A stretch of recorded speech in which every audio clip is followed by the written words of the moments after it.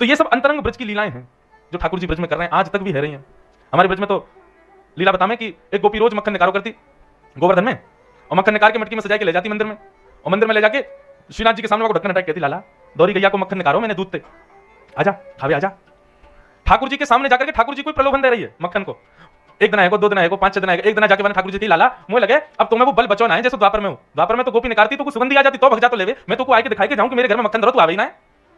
ठाकुर जी को महाराज माने आज चुनौती दे दी, बोले तो मैं ताकत हो तो लाला मेरे घर की चोरी करके दिखा। आज से ज्यादा नहीं 450 साल पुरानी चर्चा है। श्रीनाथ जी जब गोवर्धन में विराजते थे, वह गोपी को भाव सुनकर के ठाकुर जी तो बड़े विचलित थे।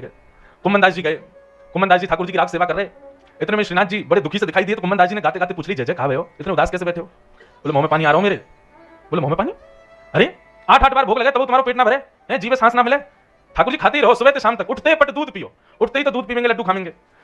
यहाँ पे हमारे लिए सबरे नियम बना दिए, उठो, उठ करके पहले हाथ देखो, फिर जमीन स्पर्श करो, फिर माता पिता को प्रणाम करो, फिर स्नान करो, ध्यान करो, मुख धो, तिलक लगाओ, थोड़ी देर नाम जप करो, सेवा करो, इनको उठाओ, इनको निलाओ, इनको सब सेवा करो, इनको भोग लगा के फिर तुम पाओ। और खुद ठाकुर जी के उत्थापन के कई पदन में तो ऐसा भाव है कि ठाकुर जी तब तक ना उठे जब तक यशोदा मैया दूध ते बड़ो कटोरा लाल जी को मुंह ना लगा दे। लाल जी को एक सिर उठावे, कभी बंदे सो ही रहे हैं, यशोदा मैया सिर पे ऐसे लाल जी को उठावेगी और ऐसे कटोरा मुक्ते लगावे, एक घूंट जब मुख में चलो जाए तब लाल जी की आंख खुले, अच्छा मैया भो रहेगी का? हाँ लाला भो रहेगी, उठ जा ले लड्डू और खा ले। कुम्मनदास जी बोले 8-8 बार भोग लगाओ ठाकुर जी, तब भी तुम्हारी जीव है और पेट है, शांति ना मिले, अब काई पूरा सारो मुंह में।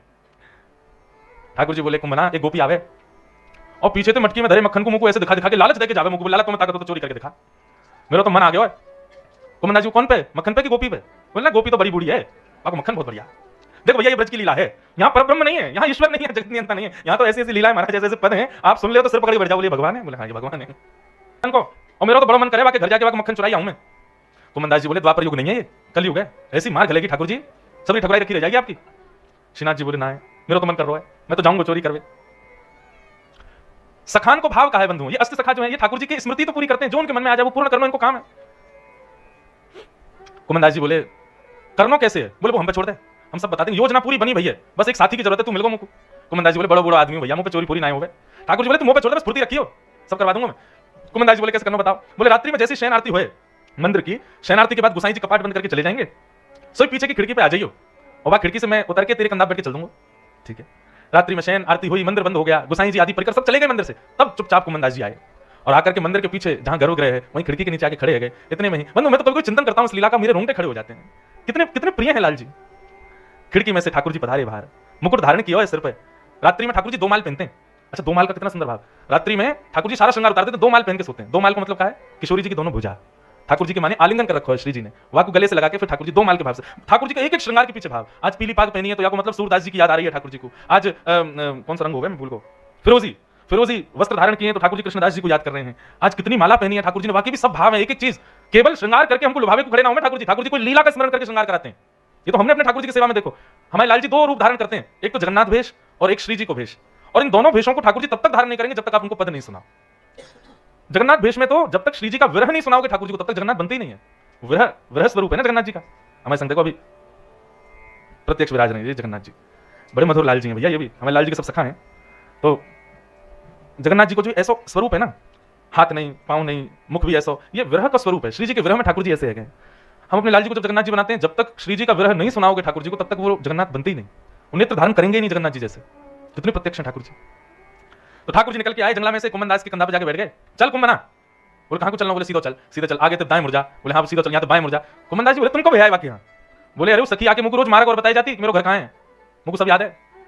लाल जी लेके कुम्मनदास जी को पहुंच गए और जैसे ही पहुंचे महाराज ठाकुर जी भीतर प्रवेश कर गए।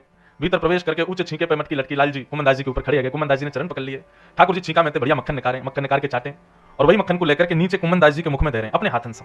अधरामृत मिश्रित ठाकुर जी के हाथ से मक्खन कुम्मनदास जी के मुख में जैसे ही गए, कुम्मनदास जी तो मंत्रमुग्ध हो गए। आज तक जिन लीलाओं को स्मरण किया वो लीला आज पहली बार अनुभव में आ रही है, ऐसी मधुर। कुम्मनदास जी तो भावावेश में चले गए। ठाकुर जी बीच बीच में चरण तक करें, कुम्मना ढीलो मत करे, पांव गिर जाऊंगा मैं। कुम्मनदास जी पकड़ ले, हाँ लाल जी पकड़ रखो है। कुम्मनदास जी के मन में एक बार देखूं तो सही है, चोरी करके से इनको रूप कैसा लग रहा है। जैसे ही ऊपर देखी तो महाराज ठाकुर जी की धोती खिसक रही है नीचे, और यहाँ पे धोती खिसक रही, ठाकुर जी तो माखन खावे में व्यस्त। कुम्मनदास जी बोले जय जय जय जय जय जय, कपाट खुल रहे हैं जल्दी बंद करो। इतने में ठाकुर जी ने चतुर्भुज रूप धारण किया, 2 भुजाते तो अपनी धोती पकड़ी और 2 भुजा से माखन की मटकी पकड़ करके भोग लगा रहे हैं। आहा, बोलो चतुर्भुज भगवान की जय हो नाथ। सुदर्शन चक्रधारी चतुर्भुज देखा सुना था आज तक, पर आज माखन को चोरधारी चतुर्भुज रूप में पहली बार देखो भैया हमने। और कैसे चतुर्भुज धोती पकड़ रहे हैं अपनी, या छवि को देख करके कुम्मनदास कौन रह सके। ऐसी छवि देखने के बाद भी खड़े है पा रहे हो तो इसका मतलब आपने छवि देखी नहीं। कुमन दास जी की तो सुध बुध खो गए, महाराज लड़खड़ाने लगे पैर। ठाकुर जी बोले कुमना कुमना कुमना, इतने तो कुमन दास जी गिर गए, ठाकुर जी लटक गए चीखे थे। ठाकुर जी बोले भैया ये आने मरवाई दिए, एक आवाज थी भाई मटकी ऊपर त्योर गिर गई, गोपी बोली चोर चोर चोर, पकड़ो पकड़ो पकड़ो। ठाकुर जी तो छींके थे, कूद काट के भग गए। कुमन दास जी तो वही भाव आवेश में ठाकुर जी की वही लीला को स्मरण, मुंह पे मक्खन लगाया, अमृत मिश्रित। गोपी ने आके बजाय डंडा, मेरे बुढ़ापे में चलना पड़े, कुमन दास तू मंदिर में गावे ना, मंदिर में श्रीनाथ जी मंदिर में गावे, तो नहीं क्यों शर्म नहीं आई कि मैं कहीं चोरी करके जा रहा हूं? कुमन दास जी को मार थोड़ी लग रही है, कुमन दास जी तो सखी की भलैया ले रहे। तू है सखी बड़ भाग बड़ी। मुझे ये पद बहुत प्रिय है बंधुओं, आप सब अपने ठाकुर जी की सेवा करते हो, उस समय इस पद को मन में सोचा करो, हम कितने बड़े भागी। लाल जी हमारी गोद में बैठते हैं, हमारे हाथ में लेटते हैं, हमसे श्रृंगार कराते हैं, हम जैसे चाहें उसको उनको बना दें, जो चाहे उनको पहना दें, जो चाहे उनको खवाए दें, जैसो चाहे हमारे वश हैं ठाकुर जी, हम जैसो चाहे उनको श्रृंगार करते हैं, वैसे ही रहेंगे पूरे दिन। बताओ आप अधीन हो ठाकुर जी के कि ठाकुर जी अधीन है आपके? ठाकुर जी अधीन है हमारे, कैसे श्रृंगार कर दो सब स्वीकार। बल्कि बंधु हमारे अंदर ऐसी भावना नहीं, हमारे जीवन में जरा सी भी थोड़ी विचलनता आ जाए, थोड़ा भी विपरीत अवस्था आ जाए, ठाकुर जी को कितना सुनाते हैं हम, लाल जी आपको नेक दया नहीं आवे हैं, ऐसा कर रहे हो हमारे संग, ऐसा कर रहे हो। ठाकुर जी कभी कहें तेरी मैया क्या कर रही है, ऐसा श्रृंगार करे मेरो, तेने ऐसे कपड़ा पहना दिया वो चोरा भीतर, कभी कहें नहीं पहन लेते। प्रेम स्वरूप क्या है कि हमारा प्रेमी जो प्रदान करे उसको स्वीकार करे। हमारे लाल जी को मैं खुद अपने ऊपर कहूं, हम कहां कहां नहीं जाते कथा करने, सब जगह लाल जी संग जाते हैं। पहले दिन पहुंचने में सब जगह व्यवस्था होती है, इतनी व्यवस्था हम कितना भी कोशिश कर लें, हमने ठाकुर जी के बहुत कुछ ऐसे बनवा रखे हैं कि ठाकुर जी जहां पहुंचे वहां उनको व्यवस्था पूरी मिले। लेकिन अब एक के बाद एक कथा होती है तो कैसे हो व्यवस्था, लेकिन फिर भी अव्यवस्थित बेचारे हवाई जहाज में हमारे संग बैठ के आ जाएंगे। भूख लगी हो तो मैं रख तो देता हूं पैसा, मैं ठाकुर जी भूख लगे तो आप कहीं कुछ खा लियो। हमारे ठाकुर जी की झांपी जी में 5-6 हजार रुपए रखे रहते हैं। लाल जी आकाश में कोई गोपी मिले आपको, नहीं दे राजी राजी तो पैसा देकर खरीद लियो, पेट भर लियो अपनो, भूखे मत रहियो। तो ये सब भाव देख करके कभी कभी लगता है लाल जी को हम जैसे चाहे रखें, कभी शिकायत नहीं करते, हम शिकायत से कभी बाज नहीं आते, सब स्वीकार करते हैं। ठाकुर जी आप भी स्वीकार करो, जीवन में जो प्राप्त हो हर भाव को अपने प्रियतम के द्वारा दिया गया उपहार समझ के स्वीकार कर लो। जरूरी थोड़ी है प्रियतम सब अनुकूल ही देगा, प्रतिकूल भी तो दे सकता है। और कई बार प्रेम करने वाले प्रियतम प्रियतमा प्रतिकूल इसलिए भी करते हैं ताकि पता चले कि इसका प्रेम मुझसे है कि नहीं। जीवन का हर क्षण बंधु हमारे प्रियतम के द्वारा दिया गया उपहार है, मूंगफली है, खाओ, उसी को लो, उसी को स्वीकार करो। कुमन दास जी सखी से बोले कहा बताऊं तो मैं थोड़ी आया तेरे यहां चोरी करवे, गोपाल तेरे घर आवत है। तो कल से श्रृंगार करो लाल जी को और यही पद को उच्चारण करो, देखियो पूरा पद होएगा तब तक तो लाल जी तैयार रह जाएंगे बिल्कुल।